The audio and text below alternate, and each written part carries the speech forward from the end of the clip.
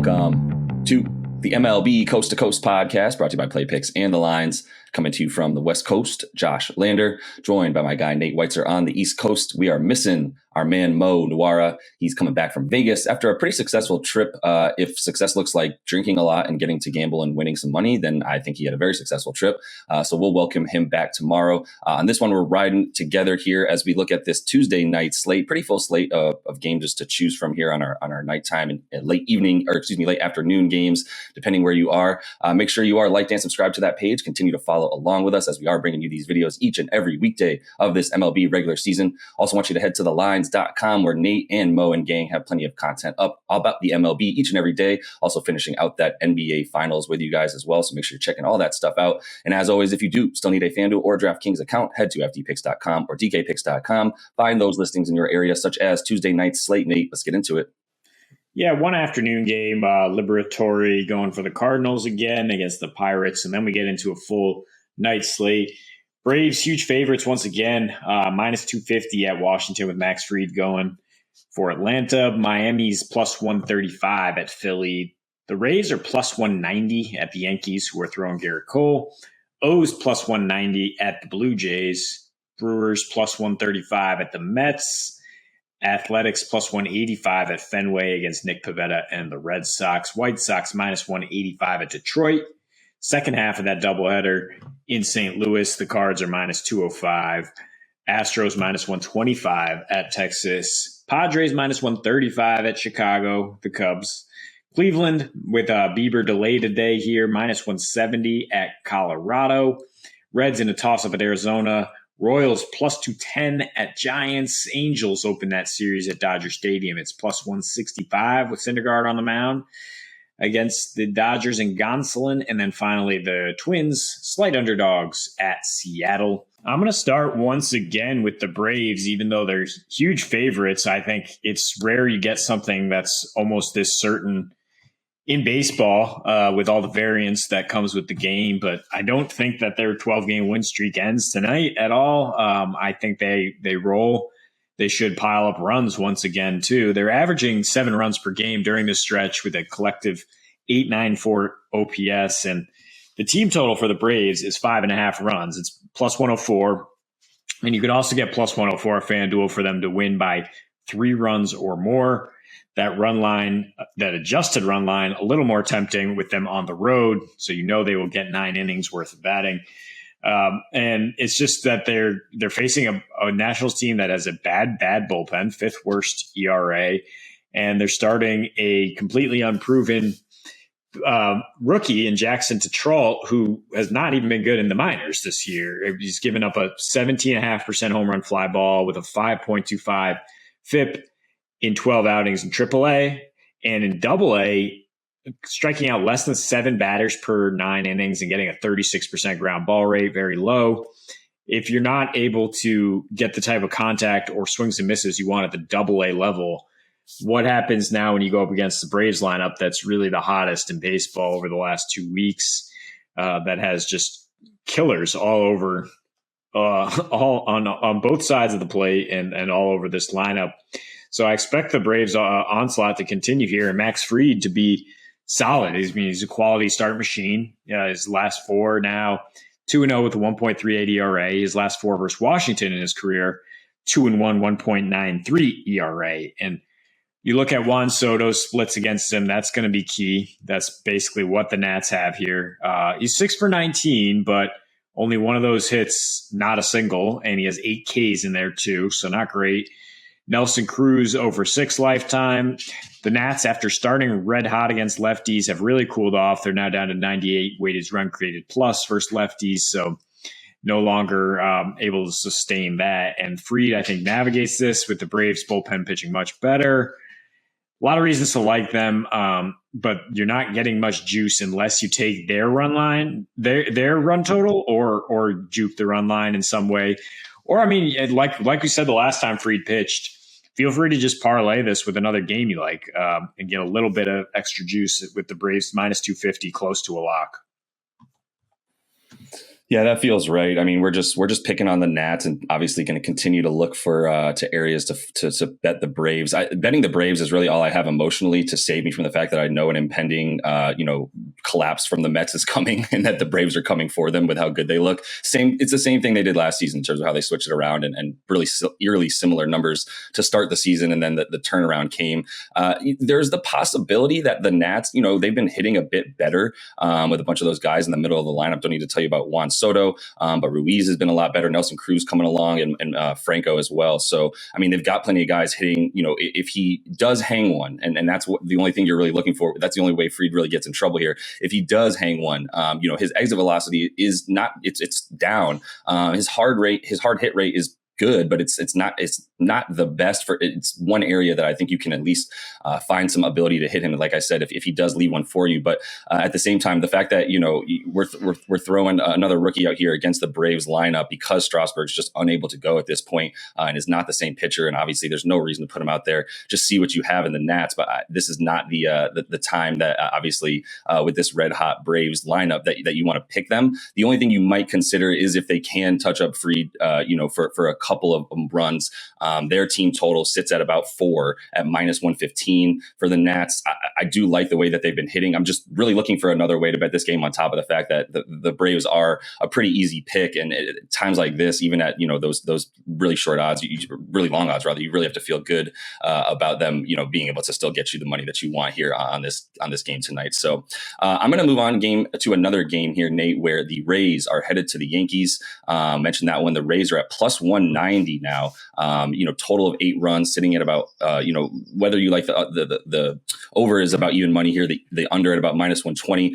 Really good pitching matchup. If this was, a few years ago, this is a couple of, Cy Young candidates, obviously a bit diminished now in their later stages in Kluber and Garrett Cole. But, I think this is an area where, despite the fact that the Yankees are just crushing right now, and really crushing the ball on offense, 9-1 in their last 10. I believe they've won 15 of 18, haven't lost, or they've lost one game in June so far. I think this is an area where I do expect them to be able to hit just fine. In the last 3 weeks or so, they do have the second highest WRC plus versus right-handed pitching. They are crushing it on the road as well in terms of that right-handed pitching. And Garrett Cole has been very good at home. So all things that, seem to sort of point towards, wanting to pick the Yankees in this one. But I think there is something to be said about the fact that you're getting +190 from the Rays. At this point, an interesting stat, they've been, they're 6-9 this season when they're listed as the underdog, but you're still winning money if you bet them all of those times, as those 6 wins that they got were at about +170 on average. So if you're getting that much value from the Rays, a team that they're sitting comfortably in third in the best division in baseball, and obviously super far behind the best team right now in baseball in the Yankees.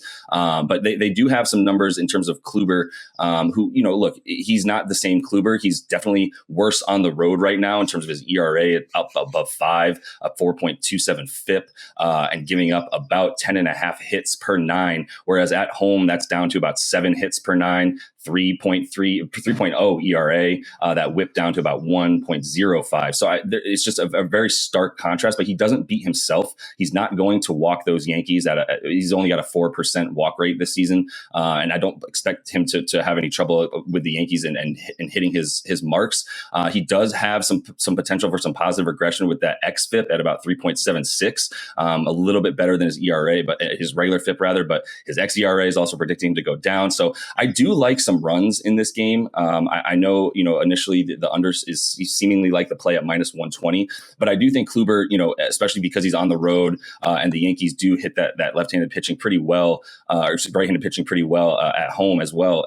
I think that there's some opportunity for some runs here. Cole might be having a little bit of regression as well. No sticky stuff this season as they're cracking down on that. Just want to throw that out there. I'm sure you appreciate that fact as a Red Sox fan, that Cole seems to be struggling a little bit more as they crack down on that. He has been getting roughed up a bit in his last few outings, including one against the Twins there, where he gave up about 3+ runs last start. He has struggled in 2 starts against Tampa Bay as well, dating back to last season. So I think there's some room for at least feeling good about some runs being able to be scored. And then at the end of the day, like I know Mo would be, if he was here, would be telling us, you just can't not take the Rays if they're going to be +190, no matter where they are and who they're playing right now.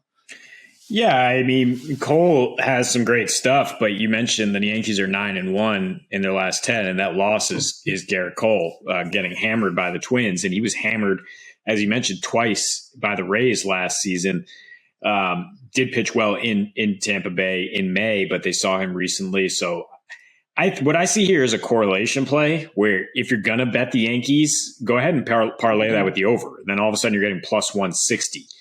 I'm not saying the Yankees can't win a low scoring game. They have an elite bullpen and they absolutely could hold the Rays in check, but that kind of slugfest would definitely favor them more so than the Rays, who, as you mentioned, yeah, they win these games when they're big underdogs by just keeping it close and playing well in the margins. The best small ball team in the American League for the better part of a decade now. So if you get into a low scoring game, then I would go ahead and hit Rays and under, which is plus 400 if you do the win, and still over plus 200 if you get the Rays at plus 1.5 on that run line. Kluber, yeah, he's got some predictions in terms of regression. For me, it's another case of a veteran who just knows how to pitch, manage contact.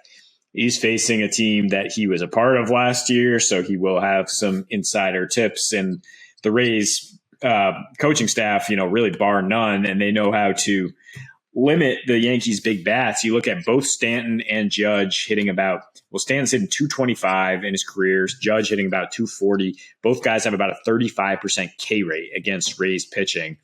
So they should be able to avoid those big bats. And if they get into that kind of close game where it's nip and tuck, it's a 3-2 game or something, then I would feel much better having all that juice on the Rays with the under versus if it is balls flying out of that bandbox in Yankee Stadium, then you got to favor the slugging Yankees. Always. There's a reason that they built that stadium. So let's finish things off here, Nate, with a pretty good matchup. The Mariners continuing their series at home against the Twins. We've got Joe Ryan and Logan Gilbert. We know Joe Ryan coming off of that stint on the IL. So where do you start in this one? I mean, a really intriguing pitching matchup between two guys who are aces already in their second years, respectively, looking great. The reason I have hesitation to take the Twins here as slight dogs, which we got in the first game of the series, and they pulled out the 3-2 win, is how much respect I have for Logan Gilbert, A, and B, that Joe Ryan, his best pitch is just a four-seamer. He throws it about 60% of the time. He attacks the zone right away. And Seattle still has the best rating in baseball against four-seamers. And he has that low ground ball rate. He has an 85% strand rate that I don't know if it's going to hold up. And then you have two bullpens that give up a lot of home runs. Seattle's staff gives up the most home runs overall. Minnesota's bullpen, second highest home run fly ball ratio. So I wouldn't hate taking some props on the first half here for maybe some unders, but I think the over is definitely in play here at 7 runs. I mean, despite how good these guys are, these two offenses, either one can erupt. And we talked about it. The Twins only got 3 runs last time out, but they have been very good on the road. They're 8-4 still to the over as road dogs. Seattle still 13-9 as home favorites. And yeah, I think Gilbert slightly more vulnerable in righty versus righty matchups, and that's not the best matchup for him here. Twins don't have the most dangerous lefties. Yeah. It's mostly Buxton Correa and those guys coming at him from the right side of the plate. So I think we might see a surprising, despite all the promise here on the mound, we might see a few more runs than expected by the time we get to the end of this one. Interesting. Yeah. I mean, both these guys have pitched well this season, but there's definitely a little bit of regression happening, at least for, on Logan Gilbert's side as well. That, it was a tight 1-run game yesterday. And I do think that Seattle bullpen is hurt by the fact that they're definitely relied upon as much, if not more than any at this point, with a bunch of guys in the starting rotation for the M's that definitely don't go the distance, a few older guys and such. So other than Robbie Ray, but I would say in this one, yeah, I don't mind looking at the over as well, as I do think that, especially this Minnesota offense right now is just on an absolute complete tear. I'd love to throw out the no-run first inning. I do think that there's something to be said for the fact that Joe Ryan already pitched against his team, pitched really well in the I believe it was opening day actually, and before he got COVID, and he had a really good game that day as well. I believe 2 runs and 4 hits. Did have a shutout in the first inning. I also believe in Logan Gilbert. He's started out blazing hot. He's still at his 2.4 ERA. It's probably going to continue to rise a bit. We have to expect that. And this does seem like a game where that would start to happen with the Twins lineup hitting as well as it is. You really got to look at how you're going to stop Buxton at this point, getting Correa in there as well. So I would feel honestly better about the Twins in this one, just because I do think it's a pretty even matchup on the mound, and I do prefer their lineup. I wouldn't mind, an over, but I also am eyeing maybe a no-run first inning as well at about -120 in this one and get those 6 outs real quick. But that is all the time we have for you guys in this one. Make sure you are liked and subscribed to that page. Continue to follow along with us as we are bringing you these videos each and every weekday of the MLB regular season, and we will be happy to invite Mo back to the show tomorrow. So until we see you next, happy betting.